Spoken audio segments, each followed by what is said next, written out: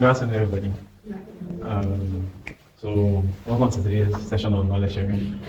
And the topic is design identity and its essence to architects. So, a brief overview, like what we're talking about. What is design identity? Who determines design identity? What highlights design identity? Examples of architects with unique design identities. Why is it essential for us to develop design identity? And then the conclusion.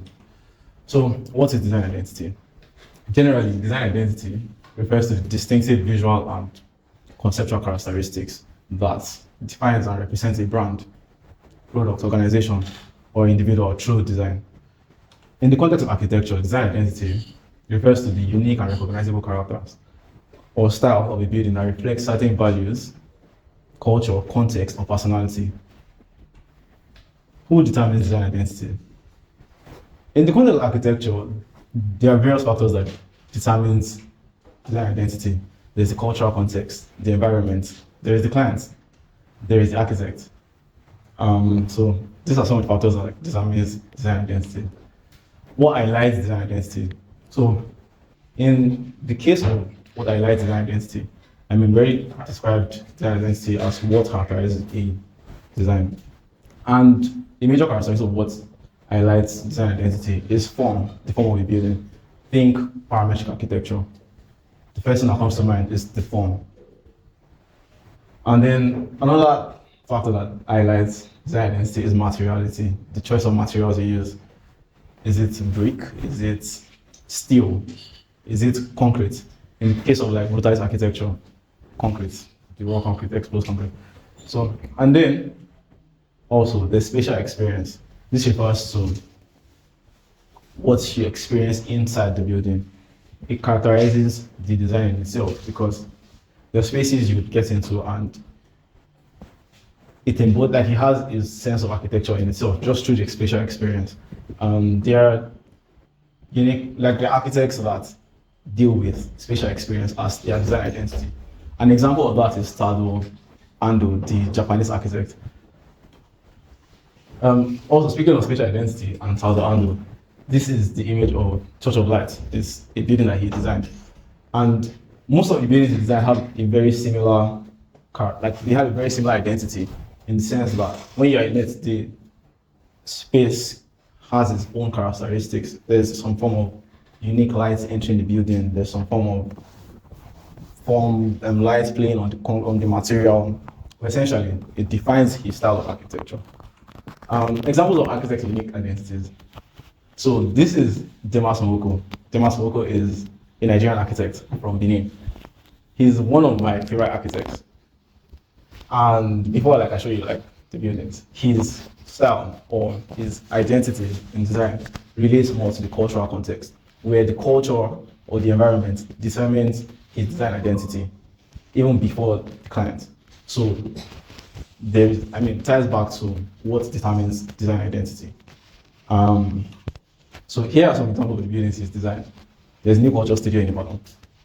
There is Dominican Chapel in Ibadan. And then there's Akenzwa Cultural Center in Benin. There's a unique theme in all of these buildings. The use of natural materials, clay, brick. And I've been to 2 out of 3. And every time I'm in these spaces, it has its own sense of identity.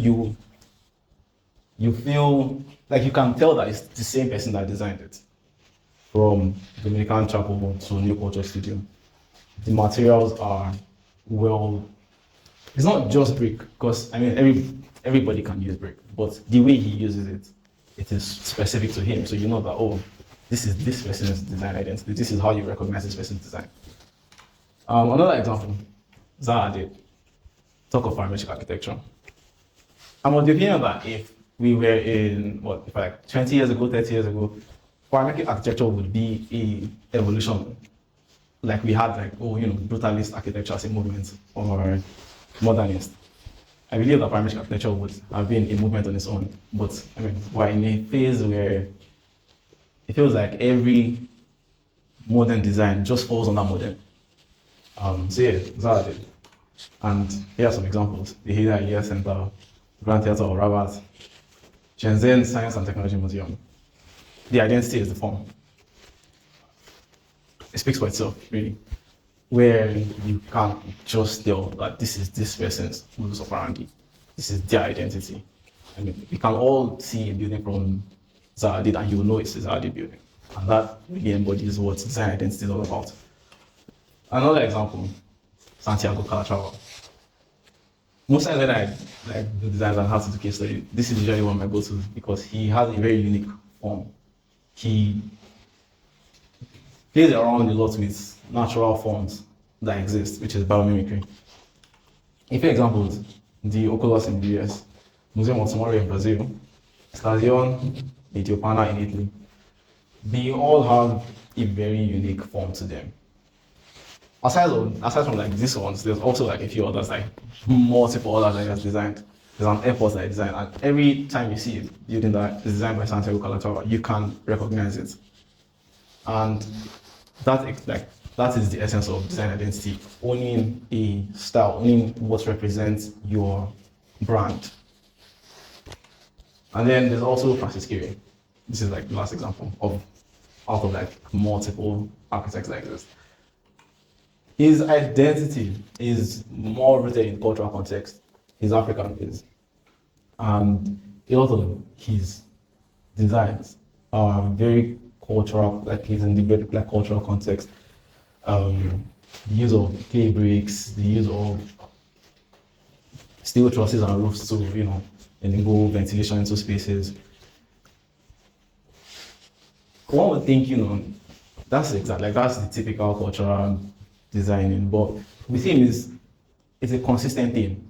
I mean, everybody would, once in a while try out modern architecture throughout, but he, from research, he's been very consistent with the theme of designing in a cultural way. It's like, you see Francis Gehry building and you know that, yes, bricks here, use of color.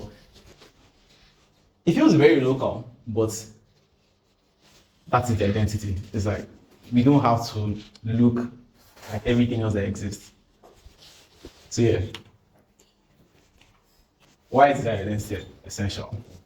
It establishes individuality in a quantitative field. I mean, we have a lot of architects. I feel like in this day and age, everybody feels like we're doing the same thing. But I also believe in differences and similarities. So every building is quite similar these days in the sense that modern architecture, contemporary architecture. But then they have their differences, where maybe this person focuses more on color, this person focuses more on form, how shapes. But when you have your unique identity, it separates you from the next person.